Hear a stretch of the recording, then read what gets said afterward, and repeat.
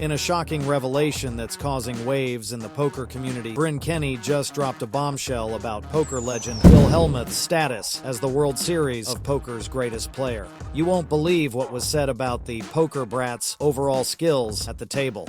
During his appearance on the Digital Social Hour podcast with Kenny, who boasts an incredible $67 million in live tournament winnings, according to the Hendon Mob, didn't hold back. The New York poker sensation covered everything from his staggering $3.5 million loss to the latest poker drama and Hall of Fame discussions. But it was his response to the host's question about Hellmuth that set the poker world on fire. When Kelly asked about Hellmuth's position in poker, Kenny's answer was bound to ruffle some feathers in the poker community. While Hellmuth's 17 WSOP bracelets stand unmatched, with Phil Ivey trailing at 11, and poker legends Johnny Chan, Eric Seidel, and Doyle Brunson being the only others reaching double digits, not everyone's impressed by these achievements. When Kelly asked on the Digital Social Hour podcast, so a lot of people label Hellmuth as like the tournament GOAT, but I'd love to hear your opinion because he doesn't really play in the higher stakes tournaments like you do. The response was unexpectedly candid, though Kenny acknowledged Hellmuth as the biggest winning WSOP player and admitted his career was impressive. The praise stopped there. What followed was a startling critique of the 1989 world champion's high-stakes performance.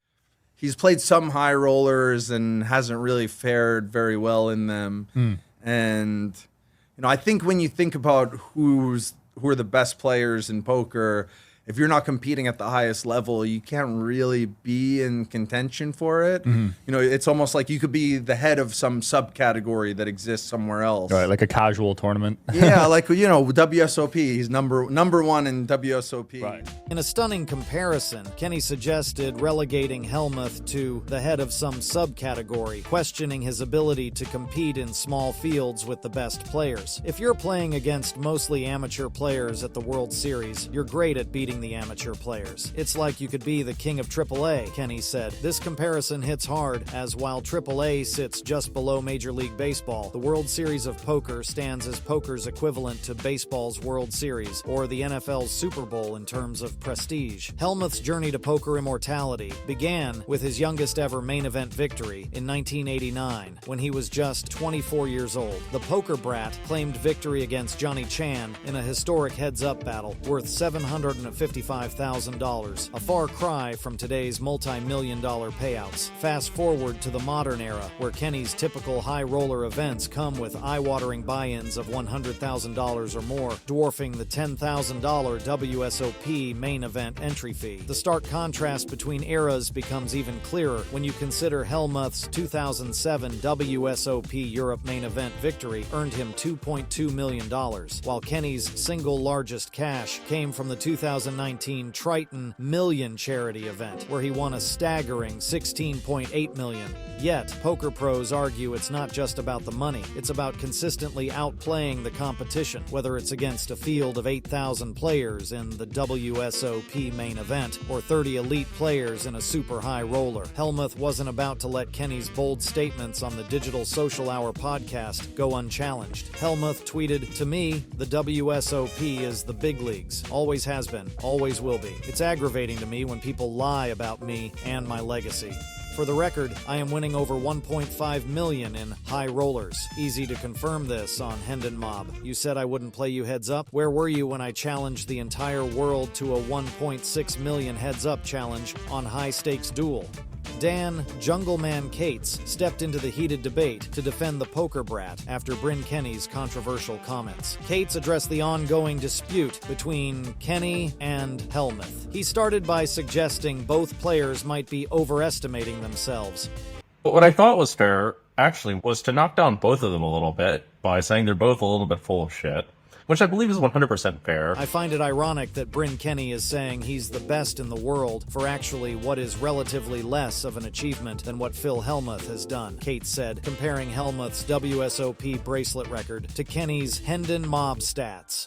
Relatively speaking, this is actually what you have to look at. You have to look at how relatively difficult things are, not how absolutely difficult things appear to be. Jungleman then offered a fascinating analogy about computer innovation, explaining that creating a computer today isn't as groundbreaking as it was when the technology was in its infancy. It was an accomplishment to build a computer when no one knew what a computer was and someone brought it into existence, Jungleman continued. His point, Hellmuth's dominance came before modern poker tools like solvers and simulators existed. Meanwhile, Kenny's impressive earnings came during an era of higher buy-in tournaments, a luxury unavailable in the 80s and 90s. What's more remarkable is that Hellmuth isn't just a pre-modern era champion. Since 2018, he's claimed 3 more bracelets and astoundingly made 7 final tables in the 2021 World Series of Poker alone. The numbers paint an intriguing picture in this heated debate. While Hellmuth's tournament earnings of $28 million might seem modest compared to Kenny's $70 million, poker analyst Joey Ingram points out a fascinating detail. Hellmuth maintains a remarkable 54% ROI in WSOP events, significantly higher than the field average of 15%. Meanwhile, renowned poker commentator Norman Chad emphasizes that comparing these eras is like comparing apples to spaceships. Poker Hall of Famer Daniel Negreanu weighed in on the controversy,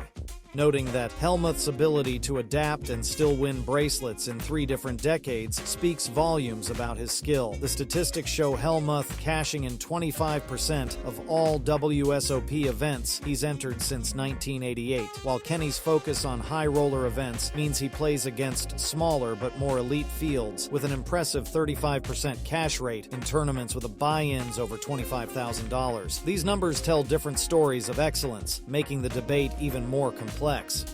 While Cates acknowledges Kenny's current superior skill level, he takes issue with Kenny's self-proclamation as the world's best player. This is clearly a power play that is completely inappropriate, because as someone I claim to be better than Bryn Kenny, actually, I'm wondering why is this guy able to get away with calling himself the best in the world, Jungleman said. I don't think that's really right, if I don't personally think it's right. Jungleman concluded by suggesting the poker world would benefit if players stopped making unfounded claims about being the best. While this debate about poker greatness rages on, it's fascinating to think about those who once stood at the pinnacle of the game but chose a completely different path. Check out these tales of poker pros who abandoned the game. What would make someone leave behind the prestige, the bracelets, and the millions? You won't believe where some of these former poker icons ended up.